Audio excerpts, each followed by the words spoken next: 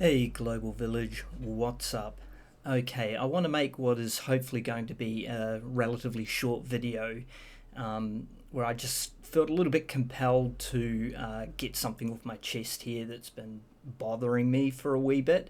First of all, I just want to say, why am I even bothering to create these videos and then upload them to YouTube? Because I fully acknowledge the fact that basically no one watches what I create. I totally get that. I probably suck as a creator, not that I regard myself as a creator. Um, so you have to wonder, why am I even bothering? And I want to just, in answer to that, I just want to say that when I was really young, and my mother read out one of my school reports, one of the teachers said that Bruce has a very strong sense of fair play. And it was one of the first moments of just genuine self reflection and self awareness. I was still very young, but I remember when my mother read it, and I thought, holy shit, she's kind of right. I care about things being fair, and I care about things being equal. Like, trivial example, if we were picking a team to play a game of football, um, and the typical way you would do it is you'd just have two team captains, and then each person would pick one person, then the other captain would pick another person, and you just go down the line until everyone had been picked, and with the most least liked people being picked last, which is kind of horrific, really, when you think about it. It must have been terrible for someone's self-esteem to be kind of like the last person picked in a scenario like that. But I digress. Anyway, in situations like that where I was team captain, I would, I would not pick the necessarily the best person. Often I would pick the person that people would often leave to last or near to last, and I would do that because it just bothered me about the mechanism of just almost shaming someone for just not necessarily being popular or good at a particular thing.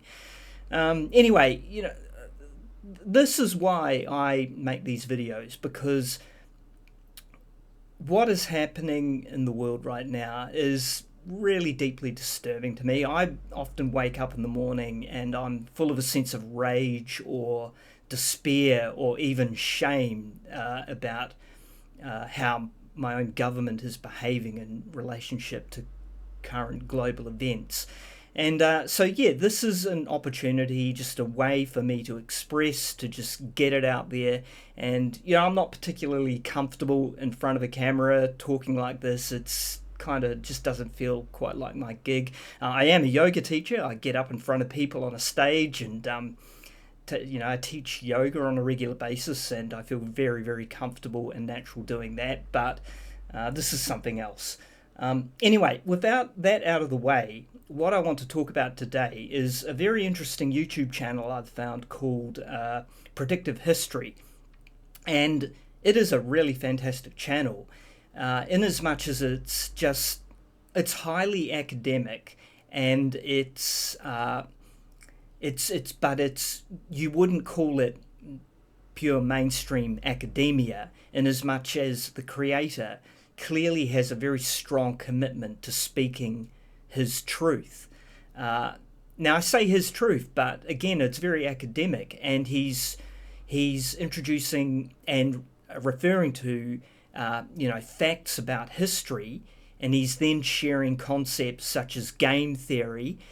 He's also talking about countries not in terms of what his personal political biases are, but more about just the almost psychopathic reality of how countries behave and treat each other.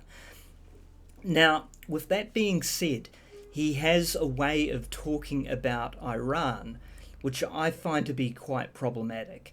And I don't know whether I'm simply projecting my own bias here, but the typical way the West talks about Iran is if it is a highly religiously fanatical country that wants to wage war with the West, or specifically America, at almost any cost. And were it given an opportunity to do so, it would do exactly that. And this is very evident if you listen to some of his earlier lectures, which I'm not about to go through now. Nonetheless, having listened to those lectures and having heard him characterize the Iranian people in a way that I would describe as bordering almost on kind of racist in the way they're caricatured as these kind of religious fanatics, I want to push back against that. And I certainly don't think in the modern era that it is a reasonable way to actually frame the Iranian perspective and the way they view the West. But I wanted to, this is his latest video that he's just uploaded, and I just wanted to point out something quite trivial, but I think nonetheless quite relevant to the point I want to make here. And this video is in the context that he's trying to explain why Iran didn't engage or take the opportunity to engage in a full-blown war with America, given America had just dropped bunker buster bombs on their nuclear facilities, essentially just providing them with the golden opportunity to escalate. But as we know, Iran didn't do that. They went in a completely different direction. So anyway, let me just play the beginning of his video, because I'm certainly not about to play the whole thing. With another update. So things seem to have quieted down in the Middle East. But as I said, all sides, United States, Iran, and Israel, have committed to war. And this ceasefire, it's really a way to attempt to control the narrative. Now, as you know, the Iranians have responded to the American bombing. The Iranians notified the Americans that they would send missiles against U.S. bases, empty U.S. bases in Qatar. And that seemed to be the full extent of the Iranian retaliation. And Donald Trump was very pleased with this very tepid response. And many of you might be wondering, why was the Iranian response so tepid and so muted? And there's a lot of speculation online.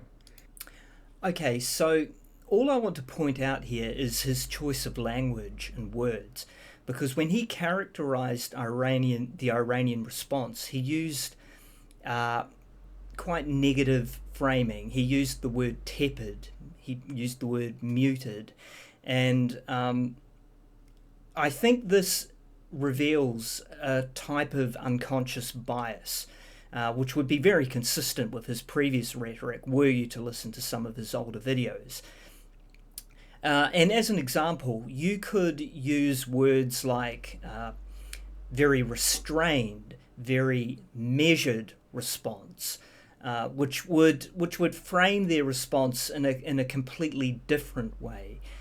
So that was all I wanted to point out here. But the reason, of course, is there is such a large amount of rhetoric in sort of traditional media, mainstream media, and even here in this sort of more free-thinking sort of academic type analysis of geopolitical affairs, where they are still characterized in a way which I think is just not reasonable and lacks nuance.